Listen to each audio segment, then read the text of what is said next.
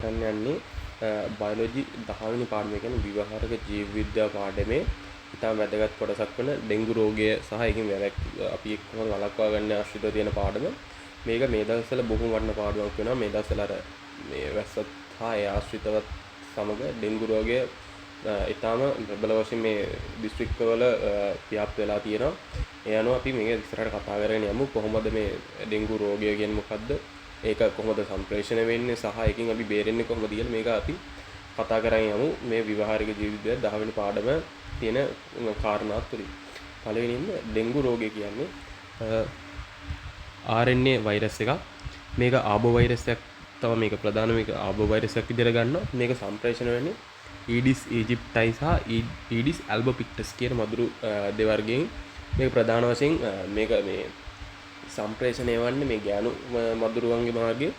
එතකොට පළවෙනියෙන් මේක අර වෛරසයේ ස්වභාවික මේ කියන්නේ හැදිච්ච පුද්ගලයෙක් කියන වෛරසයේ ආසාදනය වෙච්ච පුද්ගලයෙක්ගෙන් මේ මදුරුව ගිහිල්ලා මේ ලේ බීලා ඊට පස්සේ මේ මදුරුව තුළ මේ RNA වෛරස් එක අරගෙන ඊට පස්සේ තවත් සෞඛ්‍ය කියන්නේ සෞඛ්‍යමත් කියන්නේ මේක වැළඳිච්ච නැති රෝගී මේ පුද්ගලයෙක්ට මේක මේ මදුරුව ගිහිල්ලා දෂ්ටනය කරාම එතනින් මේ වෛරස් එක අර පුද්ගලයාට සම්ප්‍රේෂණය වීමක් සිද්ධ වෙනවා.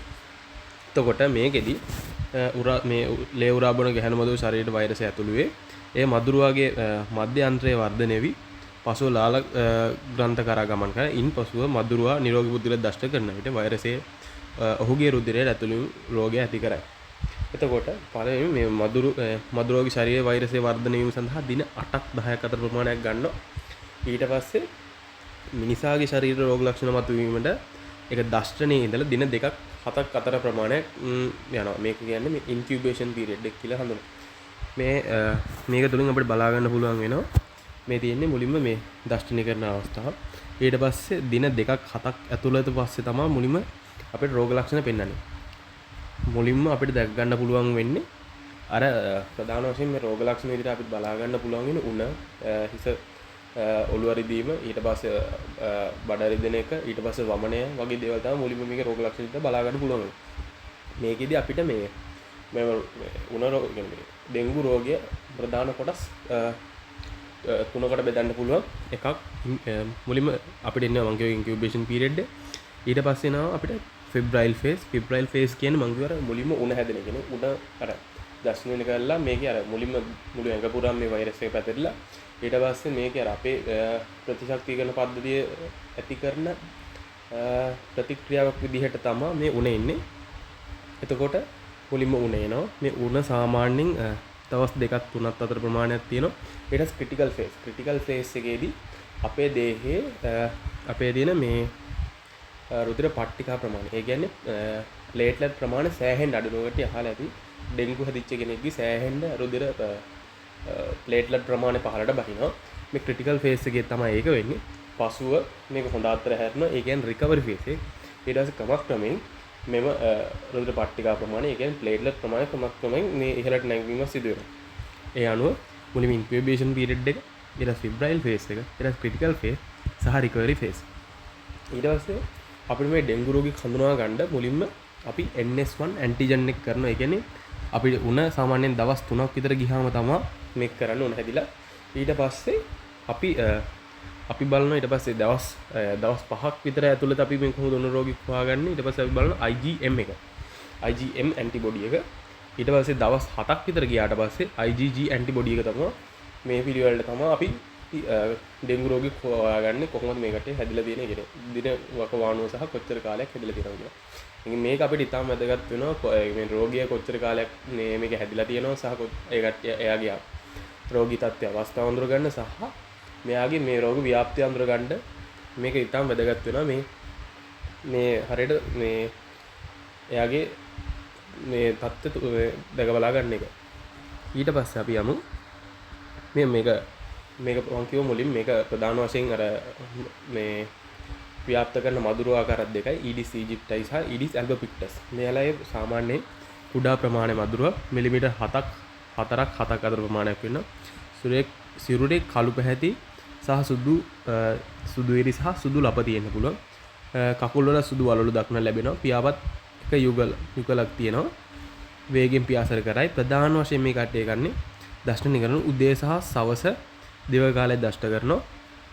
ගැහැණු මදුරුව පමණ රුධිරය අවරා බොන අතර පිරි මදුරුව ශාකවල මල් රසය පානය කරයි. මේ තියෙන්නේ මදුරුවගේ ෆොටෝ එක. ඊට පස්සේ යමු මේ මදුරුවයි ජීවන චක්‍රය. මේ ජීවනයේ ප්‍රධාන පරිවර්තනයක කම්ප්ලීට් මෙටාමෝෆොසිස් කියලා හඳුන්වනවා. වෙන්නනවා මේ බිත්තර, කීටය, පිලවා සහ පියුප කියලා හඳුන්වනවා. ඊට පස්සේ සම්පූර්ණ මදුරුව. ඒ බිත්තර ඊට පස්සේ බිත්තර වල ගැන කතා කරමු. ගැහණු මදුරුව ජල මට්ටමේ ඉහළින් වාජනයේ බිත්තිය මත ඇති මත තනිව බිත්තර දමනවා. බිත්තර සුදු පැහැයෙන් තැබෙන නමුත් පසු කළු පැහැයට හැරෙනවා. දිග සාමාන්‍ය 1 මිලිමීටරයක් පමණ වෙනවා. වියලි පරිසරයක මාස 6ක් පමණ කාලයක් මේ මදුරුව ඉන්න. මේ මාස 6ක් ඉන්න ප්‍රමාණය මේ මාස 6ක් වගේ ප්‍රමාණයක් මේක අර රඳාපවතින එක සෑහෙන ලොකු මේ පිටුවහලක් කරනවා මේක මේ ඩෙන්ගු ව්‍යාප්තිය සඳහා ඒක අපිට සෑහෙන අවුලක්. ඒ කියන්නේ මේ මදුරුව පාලනය කරන සෑහෙන අපිට මේ ප්‍රයත්න දරන්න වෙනවා. ඊට පස්සේ නැවත ජලය ලැබුණොත් මේ පැටවුන් බිහි වෙනවා. ඊට පස්සේ කීටයක්.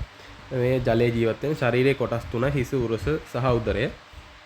ජලයේ මතුරුවේ පැමිණ වාතය ලබා ගනි. දින 4-5 තුල වර්ධනය වී ඉහිපර සම්මාරු කිරීමක් සිදු වෙනවා. ඊට පස්සේ පියුපා. ඊට පස්සේ ආහාර නොගනි ජලයේ චලනය වේ. දින 1-2 අතර 3 සම්පූර්ණ මදුරුව බවට පත් වේ. ඊට පස්සේ සම්පූර්ණ මදුරුව. ඊට ජලය මතුවීම පිටතට පැමිණ පියාසර කරයි. ගැහණු මදුරුව රුධිරය පානය කරයි. ඊට පිරිමි මදුරුව මල් රසය පානය කරයි. මේ දෙන්නේ කට්ටියගේ සම්පූර්ණ මේක. මේ එග් ලාවා පියුපා ඇඩල්ට්. මේ විදිහට තමයි කට්ටියගේ ජීවන චක්‍රය පවතින්නේ. ඊට පස්සේ මේ අභිජනන ස්ථානවලද ප්‍රධාන වශයෙන් ඊඩිස් මදුරුවන් පිරිසිදු හෝ අර්ධ පිරිසිදු නිශ්චල ජලයේ එකතු වන කුඩා භාජනවල බෝ වේ. මේක දැන් බොහෝ විට පිරිසිදු අර්ධ පිරිසිදු සහ මේක අර අපිරිසිදු ජලයේ පාව මේ කට්ටිය මේ බෝ වෙන්න පටන් අරන් තියෙනවා.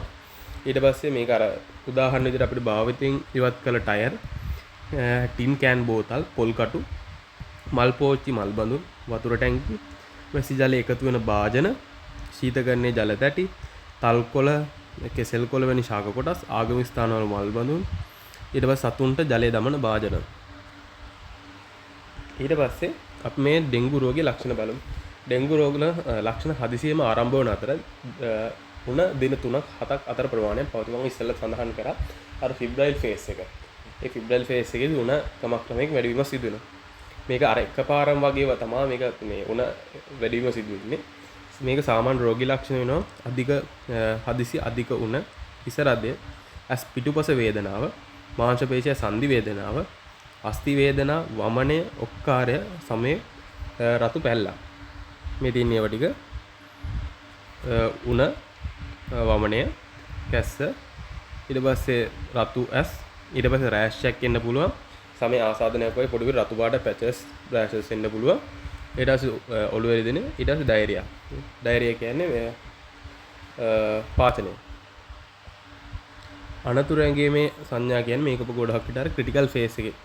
ක්‍රිටිකල් ෆේස් එකේ තමයි තියෙන්නේ අර උණ බැහැගෙන යන අවස්ථාවේදී. ඒ කියන්නේ මේව අවස්ථාවේදී ගොඩක් විතර මේ ප්ලේට්ලට් අඩු වෙන. ඒ කියන්නේ උදර පට්ටිකා ප්‍රමාණය අඩු අවස්ථාවක තමයි මේක දැක් ගන්න පුළුවන් වෙන්නේ.